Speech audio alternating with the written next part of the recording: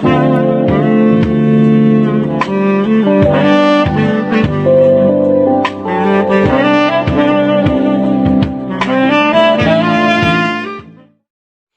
friends, you are welcome to Anchor Network, where you get updates of things that you really need to know. I appreciate every one of you who has been part of this channel, who has subscribed, and as many that are still contemplating whether to subscribe or not. I will encourage you to do that because I know you are not going to regret it at the end of the day. Please click the red subscribe button and also the bell icon. The bell icon is very important because if you don't click the bell icon, you will not be notified anytime we publish any news. And also, I have a gift for everyone or as many that are interested on how to build a website. There is a website link in the description section. Once you open it, there's a video that will teach you on how to build a website from beginning to the end. Thank you very much. So let's go straight to the business of the day. Southeast is benefiting from Buhari's government like other zones. Chief Judge Moghalu is the National Auditor of the ruling All Progressives Congress, APC. In the interview in Abuja, he speaks about the election of leaders of the National Assembly, the Southeast status in the ruling party, need for electoral reforms and change of service chiefs, among other burning issues. The emergence of the leadership of the 9th National Assembly seems to be rancor-free in the history of the ruling party, taking into cognizance what happened in 2015. What was the magic? And he answered, the emergence of our leadership in the National Assembly was rancor-free as a consequence of wide consultations and mutual respect. The party consulting widely, the party reaching out to as many stakeholders as possible, taking into account the views of our leaders, the views of everybody. At the end of the day, we got a peaceful exercise. In the eyes of many people, the Southeasterners are losers in the National Assembly principal offices. Do you also share the state sentiment? For me, it is not about losers. The important thing here is that the role we have played. We have the expected number of legislators from the Southeast, but there is a mix here. In both opposition and the party in government, we have a mix, but we of the APC stock did not play right politics. That is understandable. But that does not deny us what we are entitled to have. We have positions in the National Assembly, but like I said in one of my interviews, humans are selfish politically speaking. I now, as Judge Moghalu, if you ask me what is my wish in this democracy, I would like the president, the vice president, the senate president, and the deputy to come from my local government, if possible from my town. That is a human being in everybody.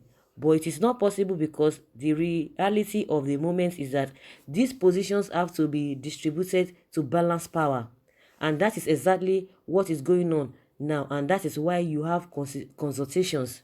Today you have the Senate president from the Northeast, the deputy is from the South-South, the speaker is from Southwest, the deputy from North Central. Otherwise, they should have been from the same place if it is about number. Now, for example, the Northwest can take president, Senate president, speaker, Kano alone has 24 House of Representatives members in our party. So if it is a function of votes, the Northwest alone has over 100 legislatures. If it is a bad number now, both the speaker, the deputy, the Senate president, the deputy, all will come from Northwest. But because we understand that in a multi-party democracy, in a multicultural society like our own, multi-ethnic society like our own, you have to distribute these positions so that at the end of the day, they can also translate to support for the party in the future, because elections are continuous. After 2019, 2023 is coming. The outcome of the 2019 elections has shown that there is need for electoral reforms. Now that the APC has control over the National Assembly, should we expect major electoral reforms before 2023 elections? He said, for me as a person looking at the politics, we keep improving by the day and we keep learning by the day. A democracy, our electoral processes are not the best as you can get today, but we believe that it is on the road of improvement. After every election, we keep improving. So it is incumbent on us to keep looking inwards with a view to improving on the process. If there's anything I constantly remember in all the speeches Mr. President has made, it is that he wants to bequeath a legacy of free, fair, credible elections by the time he leaves office, and I think it is a good to achieve that legacy. There is need for a constant review of the processes so that very soon we will be able to arrive at our desired destination. The party has set up a committee on true federalism. Should we expect something? He said, certainly. The party set up a committee on true federalism. They worked, they submitted their report to the party, and the party is making consultations as regards to the report. Because it has a process, anything you have to do that has to do with constitutional amendments has a process. So the party will look at it and send it back to the executive. If there are observations we have or views we want to canvass, it still has to go through either private members bill or executive bill, because either has to end in National Assembly because they have the final say when it comes to constitution amendments. On the need for electoral reform, one major issue was that of vote buying, to the extent that people are now afraid that if you don't have money, you may not get elected. And he said, vote buying is something that is not good, and everybody, including INEC, has consistently criticized this. In our party, we are sincerely against it. In fact, we want to discourage it completely so that the credible people may not have what it takes in terms of resources, but they are credible. They are wanted by their people. Such people would be encouraged to run and win elections. But when you look at the expenditure profile of these elections, you get so scared that you may not even have enough courage to start. I agree with you, and I agree with those that have been canvassing it, that there is need to make our electoral process as cheap as possible.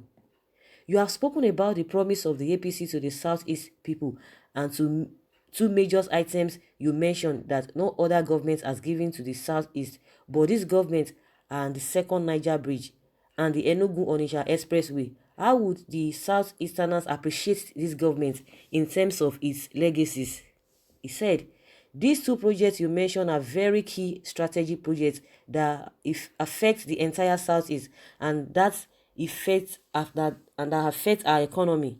If you remember also, the present government has designed for the rail line. The Southeast is sufficiently accommodated. That is something we are happy about. I also mentioned that Aba-Ikotekpene Road that has been awarded. I also reminded you that the Umuahia-Ikotekpene Road has been awarded and the contract is ongoing. The social investment program, we are beneficiaries. I remember you that the last trip the vice president made to Anambra State, I had the privilege going with him, where he went to flag off the trader money program. We are all parts of it, and the Southeast is gaining as much as other zones are gaining. One thing unique about this government, and you must give them their credit for it, is that every zone is being addressed depending on their immediate needs. For me, the fact that this government has decided itself and resources to ensuring the delivery of the second Niger Bridge, I'm eternally grateful to it.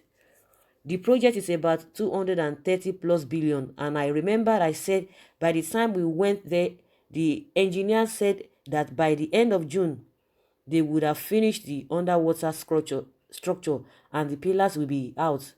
And by 30th of June, you confirmed it that the pillars were out. It is no more a case of design. It is no more a case of we will. It is not a case of lying. At a point, it became a political issue of flag off. Every 4 years, they will put canopy there and flag it off. Now, the project is ongoing because the president and this administration are committed to it, for which we are grateful. There are so many things which the government has done for the Southeast, and I think our people are beginning to appreciate it. If in 2015, 198,000 voted for us, and this time around 480 something thousand, we may not have reached there we want to be.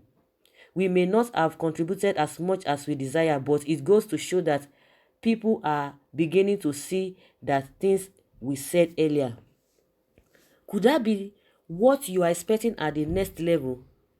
You said a lot is coming at the next level. The truth about it is that the government has a budget. The government is committed to delivering on its budget. In the course of the campaign In the course of the campaign, the president made promises and we are committed to them. As a nation, we should be grateful to God that we have a man who is very concerned about what he says. Mr. President is not free with words, and anytime he makes commitments, he bends over backwards to deliver on these commitments. For me, that is all I need from my leader. That when he says, I'm going to do something, he will do it, not under compulsion, but he will be satisfied in doing it. That is what I expect of my leader, not a situation where he will make promise and not deliver. It doesn't show leadership. Here we have a man that if he says something, he believes in it, he works on it, and he delivers on it. So guys, you've heard of from Moghalu. Judge Moghalu is one of the APC chieftain. Precisely is the auditor. So he has said a lot of things that the Southeast have really benefited from Buhari's government, just like every other zone. It's like an inclusive government that Buhari has included everybody. Everybody is benefiting. No one is going to say no, I'm not benefiting. And he has come, since he's from that place, maybe he knows better. He said they have benefited from the government. So guys, I would like you to leave your comment below if really you agree with what he has said. We would like to hear your comments. If not, we still want to hear your comments if you have a different opinion. Thank you very much. Bye.